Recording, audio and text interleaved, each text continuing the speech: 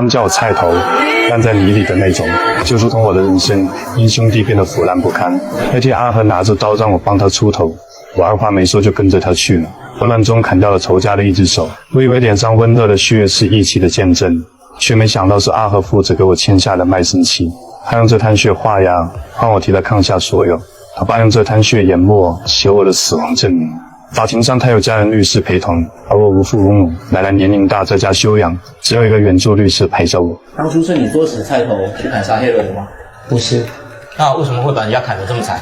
我不知道，我们只是想说去吓吓他而已。你去吓吓他而已，让我的义气行为成了失控的闹剧。那天骑的黑辆摩托车，谁偷的？谁偷的？讲话啊！阿和，你说啊！全部都推到我身上啊！你讲啊！我现在没有问你。这一刻，我成了彻底的罪人，而他如同一只被黑暗裹挟的绵羊。可为了义气，我还是扛下了主要罪责，被判6年，赔偿受害者150万，而他只判了2年，还因为表现好提前半年出来，可他却一次都没来看过我，就好像我这个兄弟根本就不存在。6年的煎熬磨平了我的棱角，也让我没了家。没有去处，我只好来找最好的兄弟阿和。我努力保持和以前一样，不想他有愧疚。没想到你真的躲在这里，这才是你老板的吗？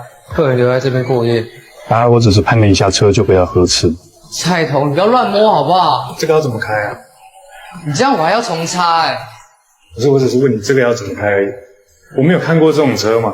他不耐烦的嫌弃的表情让我的心有些刺痛，就好像当初是他为我扛下了所有。里面不能抽烟。当初他找我帮忙的时候，我从来没想过会不会被他连累，如今他却怕我连累他被客户骂。我刚刚在点的时候你不讲，我现在在抽的时候你才在那边龟龟毛毛的。我不是想找他麻烦，我只是想他能直面当年的懦弱，为我6年的青春说一句对不起。阿和，你在里面待多久？1年半。1年半。他只是待了1年半就苦大仇深的样子，我的6年该怎么算？你出来之后，你都没有想要来看看我？我根本不知道你在哪里，好不好？问一下就知道啦。阿和，你知道吗？我出来的第一件事情就是问你在哪里。他的沉默让我明白，原来在法庭上他撇清的不只是罪责，还有兄弟情。阿和，我想要做点生意，可不可以跟你调个150万？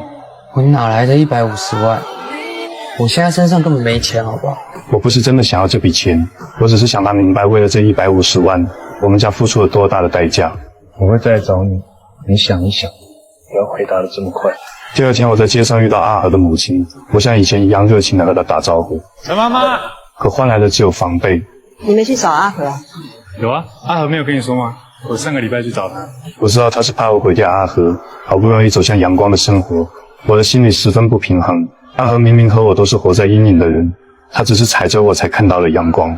于是我打电话约他出来做个了断。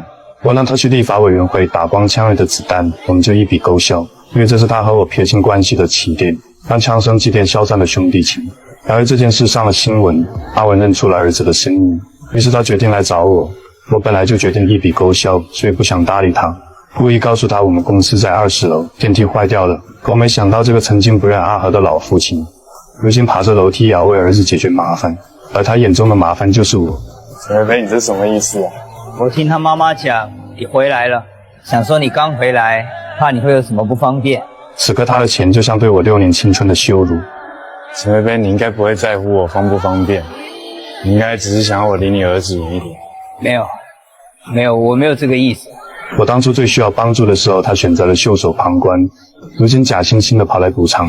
我回来的那天，我找不到以前住的地方，你知道为什么？我家被查封了，那时候我奶奶还住在里面，后来被赶到老人安养中心。当初法院判定赔偿，我家没有钱，那个时候你怎么没有想到要出来帮一点什么？我知道他现在不是忏悔，而是害怕我再找他儿子做一些乱七八糟的事情。我本来已经放下一切，不再去找阿和，可阿文的行为再次让我感受到了不平衡。凭什么我替他赎罪，成为人人害怕的恶鬼，他却能重获新生，得到所有人的原谅？于是我再次找到了阿和。车不一样。喂，不要进去啊！小心。咖啡。上次他烟味害我跟老板解释很久。我这次不抽烟，就喝咖啡。我给了他2个选择，要么现在和我出去，要么去上他的大夜班。我在这里等他，没想到这次他竟然直接爆发了。你上次不是说最后一次吗？你到底要我怎样？看他愤怒的样子，我觉得有些可笑。或许他自己都相信那件事真的与他无关。阿和，不一样哦，跟5年前不一样。可以不要开这台车？当然要开这台车啊！你们这种人有什么机会开这种车？是不是觉得我欠你什么？你可不可以一次讲清楚？他只是把我当成了洗白人生的垫脚石，我连被欠债的身份都不配拥有。我本来不想再跟你讲心事，那既然你提了，我还是跟你讲一下好了。当初你被欧len欺负，找我去帮你出气，我二话不说就跟你去，一冲进去看到欧len当场就砍下去，我从来都没有后悔过，即使到现在也还是。菜头，我真的没有想到你会来这边。我们不是说好去吓吓他而已吗？这不过是你欺骗自己的理由罢了。吓他，我拿开山刀，你拿西瓜刀，你还偷了摩托车。你什么时候跟我说去吓他？在法院里面把所有事情推得一干二净。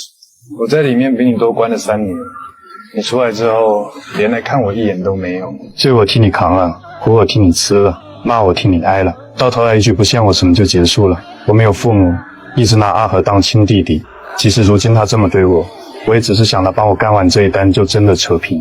前面那条小路右转，一直走，遇到人就问他哪里可以买到柳丁。算我欠你，不过这真的是最后一次。